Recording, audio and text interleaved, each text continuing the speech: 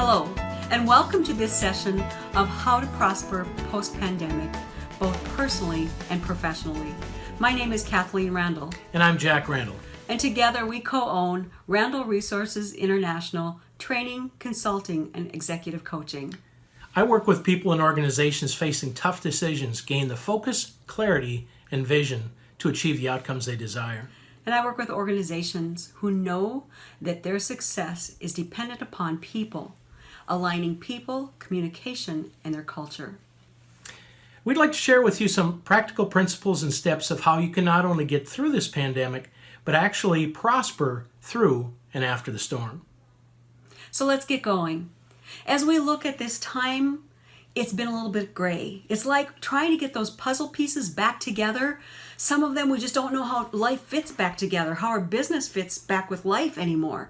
Trying to figure out how to put it all back together.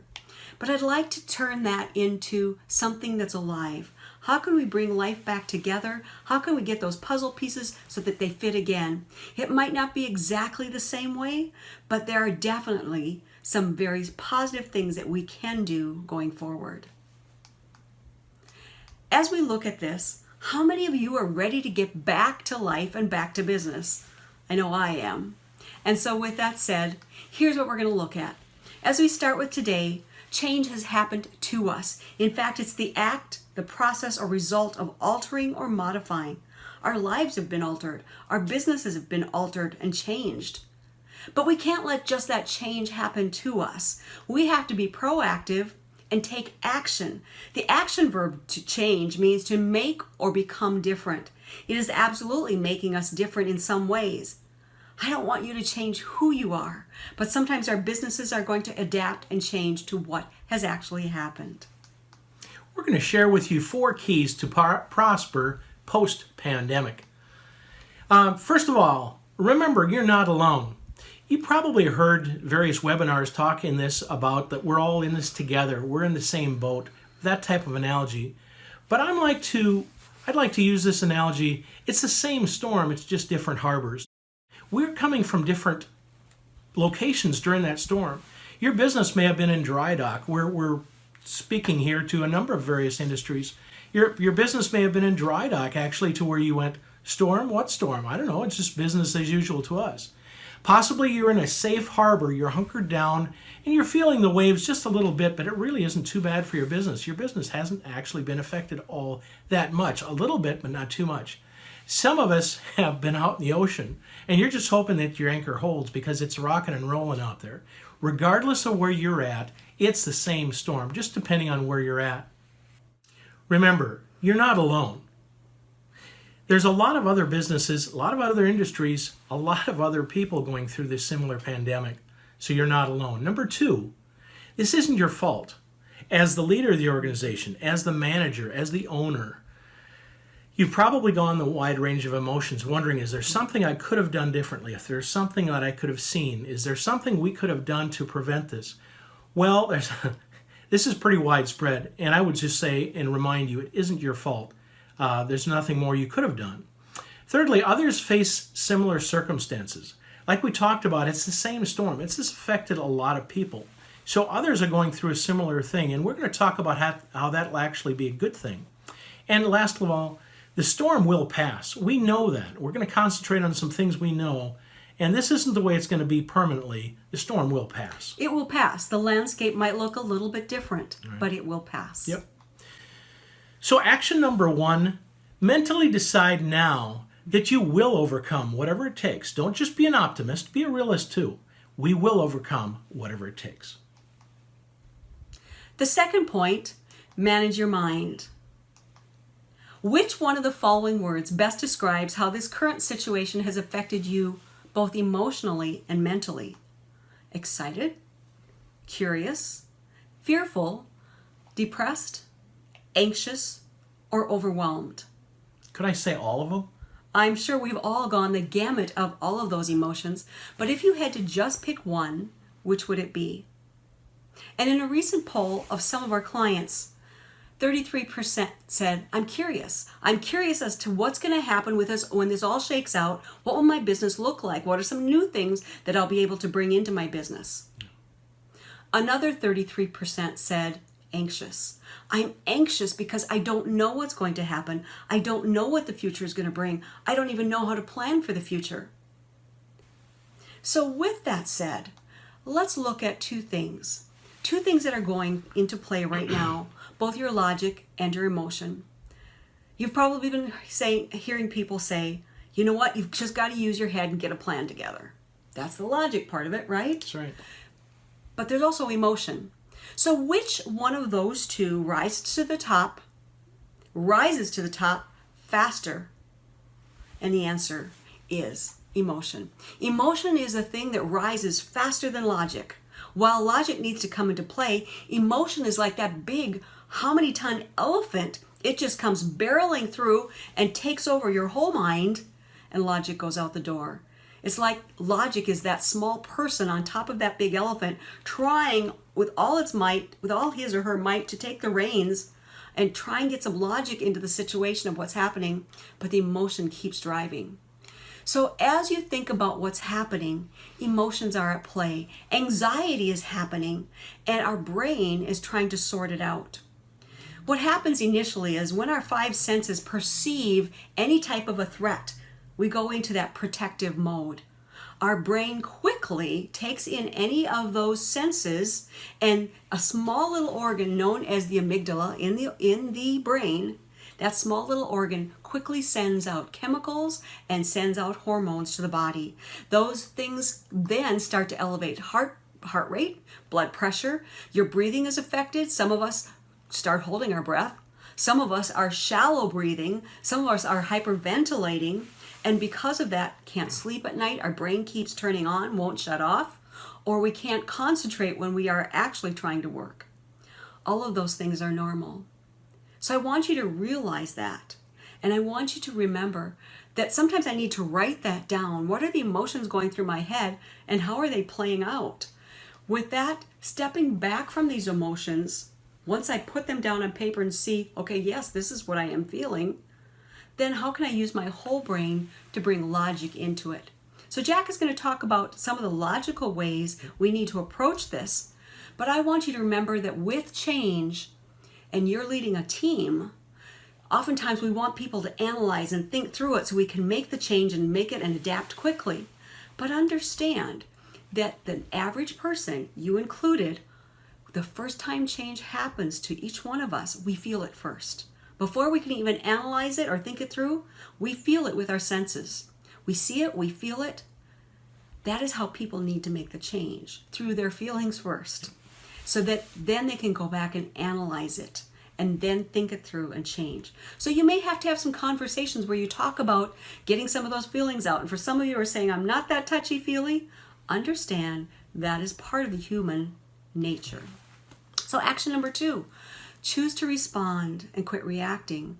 I say this in quite a few of my trainings when I'm talking about conflict management, but this is also conflict management because change has happened upon us. Not that we wanted it, but it did happen, and we have to deal with it. Once we go through the emotions, we've got to come to a point where we write down those emotions, get them out of our head, and start saying, how can I act in a response way rather than always reacting in an emotional way? So respond versus react. Third thing, act on what you know. Act on what you know. There's a neat quote by Dr. David Jeremiah that goes like this: when you move on what you know, things become clearer. When you do not move on what you know, the things you do not know can paralyze you. I'd like to read that again. When you move on what you know, things become clearer. When you do not move on what you know, the things you do not know can paralyze you. And I think that's really true with what we're going through here. And I would just remind you that even in this storm, even with all the uncertainty, you know a lot more than you might think. And that's what we're going to talk about here. The key is always the relevance of your business to meet the needs of your customers. It sounds rather old school, but if you're being relevant, the needs may change. That's why your relevance has to constantly be in change too. But if you're relevant and meet the needs of your customers, there's going to be potential there. And I would say, remember these things. First of all, ask questions. Gather feedback. What are your needs? How can we help you? Don't make it complicated. Just get some old school feedback. How can we help? Number 2, make a list of the known customer needs. What do we know our customers need? Write them down. Third, make a list of perceived new needs. What's changed? Do we need to change on how we deliver, how we service our customers, different products, different delivery times, different delivery modes? What might they need? And make a list of those. Fourthly, don't stress about what you don't know. This goes back to the quote we just talked about. Don't stress about that. Let it go. There's a lot of things we don't know. Concentrate on the things you do. And then finally, just repeat. Just constantly go through these things, and I think you're going to find a lot more clarity there by acting on what you know.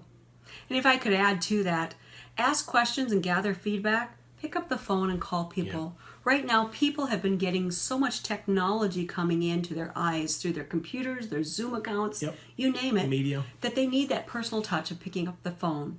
And as you do, 2 things to remember. If they don't answer the phone, don't take it personally. Probably they're on overload. Right. And if you do talk to them, understand if they're a little bit short, we're all on overload. Those emotions are coming out. That's part of the process, so don't take it personally. I like when you went into do your own research. Don't just go online. I've found myself in the evenings just going online on YouTube, finding out what have other people said about this. And you can get conflicting answers the more you listen to. And it's just going to get me confusing. So like you said, doing your own old-fashioned research. Just talk to people. Pick up the phone. Just do it old school. It's not so old-fashioned. It's common sense. And it's relevant. That's the key. I'd like to remind you to learn to embrace uncertainty as an opportunity. Yeah, you heard me correct. Learn to embrace uncertainty as an opportunity. If you would, grab a pen and a piece of paper. I'd like to do a little exercise with you here. So grab that pen very quickly. Grab a piece of paper, anything you got to write on. You can even write on your hand, I don't care. And write your first name 3 times. Just take the pen, just write your first name, do it 3 times. Go. Give you a little time here. Okay, that's easy, Jack. Yeah. Most of them are done. There's a couple finishing up. Okay, all right, everybody. I want you now to take the pen and put it into your other hand and write your first name 3 times. It's a little trickier. Well, maybe you have to give them a little more time this time. If any of you have ever broken your wrist or your arm, you've probably had to do this. And lately I feel like I've had to do this writing on a mouse pad to sign some documents because they don't want you to come in. They want you to sign them electronically. Writing on a mouse pad is almost like writing with my opposite hand. So by now, hopefully you've finished writing with the other hand. How did you feel the first time? You can put your pens down there, by the way. How did you feel the first time you wrote your name with your regular hand? You probably felt confident, assured. It was second nature. You didn't even have to think about it. It was just natural. So the question is, how did you feel the second time you did it? If you're like most people, you probably felt awkward, slow, probably even felt a little stupid, silly. These are all normal emotions. Whenever we're doing something we're not used to, that's normal. And the tendency is to say, well, I don't like to do it because it's uncomfortable. Here's the deal. If something happened to your regular hand and you were forced to use that other hand from here on out, you could probably do it and you would probably get very good at it. But remember, it's going to feel awkward at first, but you could get used to doing it, but it's going to take conscientious effort. Here's the thing. As we approach change, we need to get used to writing with the other hand. Get used to writing with the other hand. Jim Harris is a Canadian author. He wrote the book, The Learning Paradox. And in there, he says your future success is dependent upon 3 things. Your willingness to learn, your willingness to change, and your willingness to accept uncertainty. He says those 3 things are key. I'd like to change that a little bit by modifying it to say we can be willing to learn, change, and accept uncertainty, but we have to be willing and able to do so. Otherwise, it really doesn't help. So the question for all of us is, if we're going to capitalize on this situation that we're in, this pandemic, how can we use it to prosper? We have to be willing and able to learn, willing and able to change, willing and able to accept uncertainty. We need to be willing and able to write with that other hand. I don't know about you, but the older I get, the more the calendar flips over, I hate learning new things. It's the opposite. And Jim, in his book, talks about the learning paradox in that the older we get, he says, the less we want to change. That's me. I don't want to change. But I'm saying, as he did, in order to succeed, the more we need to change. We don't want to. That's the paradox. You know, there's a new keyword that's been floating around for the last year called the ability to be agile, agility. And we often talk about that. It's the willingness to learn, to change, and to accept uncertainty, and to be able to move quickly when those things happen. Yep. Remember, with change comes opportunity for those that take advantage of the situation to help others and fill needs. That's where this pandemic is actually a potential to prosper here. Zig Ziglar said it best, I think, and I could sum it up in his quote: "You can have everything in life you want if you will just help enough other people get what they want." That's the key. If we're being relevant, if we're filling needs, and if we can be the first to do it, that's where the possibility to prosper comes in. I really think that's true. Plan and posture your business and life to prosper. First of all, develop a leadership mindset. What does that mean? Well, Kathleen and I use that term a lot, a leadership mindset, in our training for various industries. John Maxwell said your ability to lead is equivalent to your ability to influence. So really, a leadership mindset is a mindset to help influence people, to take people where they wouldn't go on their own. And that's really what being a leader is about. So develop that mindset that we need to be creative and influence people in a positive way, especially in uncertain times. And leadership involves communication. Right. So we're going to be talking about your communication will be key. Yep. Number 2, update/relay your vision blueprint. That's a written document. Now, I'm going to assume here that you all have one, correct? I'm seeing not everybody nodding their head. A vision is nothing more. It isn't a statement. To me, a vision needs to be more of a blueprint, more of a written story, something you've written down, complete with details. In other words, what does the future look like? What does success look like to us, to me, to our department, to our business? What is that vision for 5 years from now? That's really what a vision blueprint is. So even with this pandemic going on, you may have to look at it, remind yourself of where we need to be. Maybe we need to step on the gas, step on the brake, do something different. But hopefully that 5-year blueprint hasn't changed. But if you have to modify it a little bit, now would be the time to do so. Update and relay your strategic and action plans. Your strategic plan is where are we going in the next 5 years based on the vision that we have. What are the metrics we're using? And the action plan would be what are we doing each year for each of those 5 years. Here's where you're probably going to have to do some shifting around, and you may have to recast this. But as Kathleen is talking about, communication is so key, especially if we're leading ourselves, our department, or our organization. We have to paint the picture for people. We have to communicate what is expected and how we can achieve what it is that we want. It's probably going to have to look different with some modifications, but really, I think if we're on top of it, that's where we can find ourselves ahead of the game. If you're like us, the end of 2019, we had a strategic plan in place for 2020. January was fine, February, and then all of a sudden, end of February, beginning of March hit. Now, does that mean we're going to change our vision? No. Does it mean the metrics have to change? Absolutely. And we are all knowing that the metrics for 2020 are definitely going to be changing. And what we're doing will change. Absolutely. So we have to be flexible, but again, we need to be good communicators.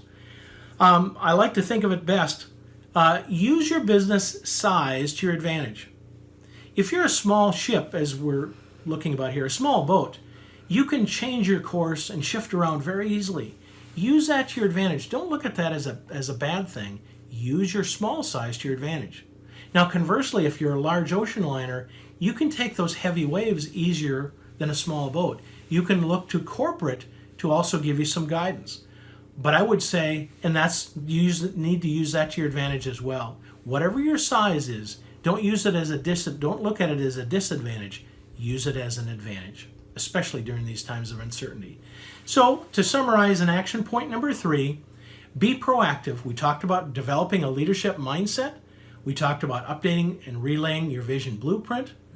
And thirdly, to update and relay your strategic and action plans. And make sure you're good at communicating them to you, yourself, and your team. That vision is so important right now. The people on your team, the people who work for you, Absolutely. need to know that you still know where you're going. Yep. They need to hear that vision. Bring that out. They need to hear it reiterated, respoken, so that they know that they have a goal in mind. Here's where we're heading. Yep. Yes, some of the strategies are going to change. Some of the metrics are going to change. But it's back to that leadership mindset. How can I help influence them to achieve what it is that they need to do? Well, how do I need to find out what their needs are as well as our customers, and then get out of the way to help them achieve those things? Absolutely. So how many of you have a written vision for your business? Raise your hand. Let me ask you one more question. How many of you have a written vision for your life? Why is that important, Jack? In our training, we talk about alignment. And many leaders know in their business, yes, I need to have a vision for my organization. I need to have a strategic plan. I need to know what that looks like, if you will. But also we need to have a personal vision to find out, and we're going to talk about the principle of alignment. Does my personal vision align with my corporate vision? And if so, it's going to help many times to even out those times where you're going, why am I working these long hours? Why am I putting in this time? Well, it's because of thus and so. This is what I wanted, and this is what corporately. If there's alignment, you're going to work hard. You're going to feel tired, but it's a good tired as opposed to a nagging tired. And it's going to help keep you going to, yep, that's exactly why I just need to push through this. And it help make sense. So you need a personal vision as well as a corporate vision. Good question.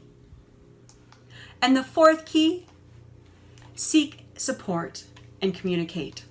When we talk about adopting change or adapting to change, over time, people will have had much mass media coming in. And right now, you've had mass media through various resources coming in up to here. That's exactly right.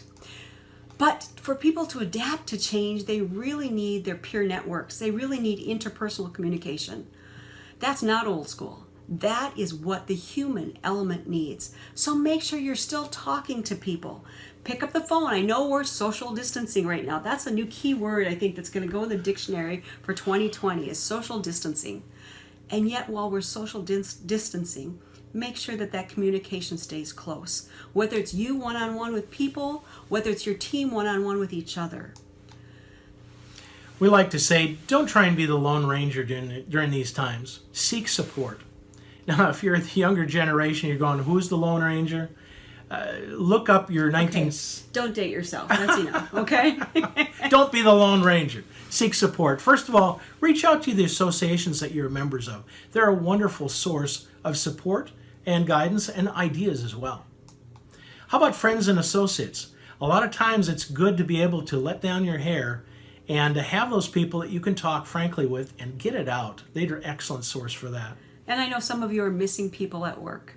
It's good to have friends that you work with every day. And when you haven't been able to see them, it's difficult. It's been interesting talking to some of our clients who have, yes, they've had team meetings by Zoom or by phone, but on the same hand, they've also had just one-on-one Zoom calls where people can just check in middle of the week or end of the week just for a water cooler conversation, just for a social gathering. Nothing work-related to discuss, just to know you're there for each other.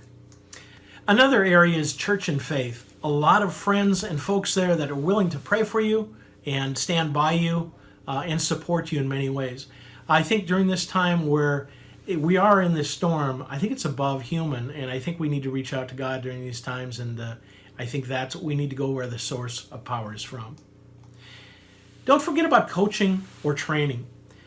These are a couple areas where we are willing to help in any way if we can. Perhaps as a manager, perhaps as a leader, you're wondering if there's any way of helping to find out what your own blind spots are, possibly having somebody to provide some reflective listening, point out some areas that you might use for personal development. Coaching is a wonderful area for that, as well as for your staff or your team. as well as training. This is a time where during change, we need those areas, and I think those two are very important.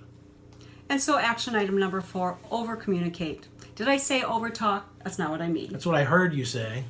Over-communicate. Whether it's with your team members, if there's information that you've been privy to, make sure that they know it. Don't assume that they don't need to know it. With so much change going on, anything that you can help them understand to see that your vision is still in place and that you've got goals set, help them understand that. And as I talked about over-communicate, pick up the phone once in a while and call some of those people that maybe need to have a good voice. Yeah. Maybe it's someone right now that's older that needs to just hear someone on the other end of the phone that thinks about them and cares about them. Pick up the phone, have a conversation. Yeah. With that, we'd like to close by saying if there's anything we can do, if any questions you have, possibly you're wondering about coaching, individual coaching, or coaching for your team, or training in any way, give us a call. We'd love to give you a free 30-minute consultation. You can see on the screen there our website address, info@randallresourcesint.com. My phone number is 816-617-4823. Kathleen is 816-617-4825. Give us a call. We'd love to chat with you and find out how we can help you in any way. It's been our privilege to be with you today as we talk about this quote from Andy Stanley. Jack? Andy says, uncertainty is unavoidable. Being fearful is optional. And I think there's a lot in those two simple sentences. We can't help but go through times that are uncertain. We don't know everything all the time. But we do have the option that we don't have to be fearful as we go through it. So 4 keys to prosper post-pandemic. Remember, you're not alone. Number 2, manage your mind. 3, act on what you know. And 4, seek support and communicate with others. Remember, everyone, we will get through this, and there's no reason why you can't actually prosper through this difficult time, both personally and professionally. All our best to you. Take care.